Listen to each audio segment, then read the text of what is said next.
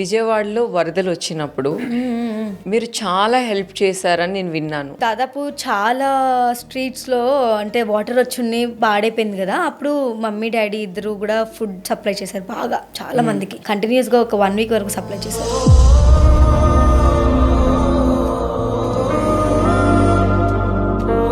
అంటే మీ ఏరియాలోనే అట్లా జరిగిందా? అందరి ఏరియాలో విజయవాడ లేదు, మొత్తం? మేము అవుట్స్కట్స్లో ఉంటాం, సో మాకేం ప్రాబ్లం రాలేదు. అక్కడ ఒక వంతెన ఉంటుంది, ఆ వంతెన వల్ల ఆ ప్రాబ్లం అంతా వచ్చిందని అంటున్నారు. సో అక్కడ పాపం చాలా ఫుడ్ లేక కరెంట్ లేక చాలా మంది చాలా ట్రబుల్ ఫేస్ చేశారు.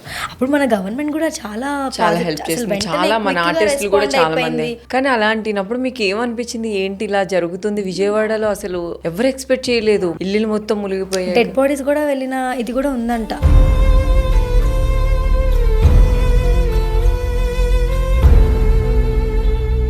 అవునా?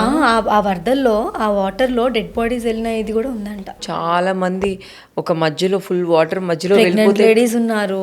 ఎంత కష్టం వాళ్ళకి. అప్పుడు ఏమైందంటే బోట్ సప్లై చేశారు. ఇప్పుడు బోట్స్ వాళ్ళకి దొరికిందే ఛాన్స్ అని, మేము ఇంతకైతేనే వస్తాం, మేము అంతకైతేనే వస్తామని వాళ్ళు డిమాండ్ చేయడం వీళ్ళ సైడ్ నుంచి. బట్ గవర్నమెంట్ చాలా సపోర్ట్ చేసింది వాళ్ళకి. క్విక్గా అసలు ఇమీడియట్ గా మొత్తం మంచిగా చేసేసింది గవర్నమెంట్.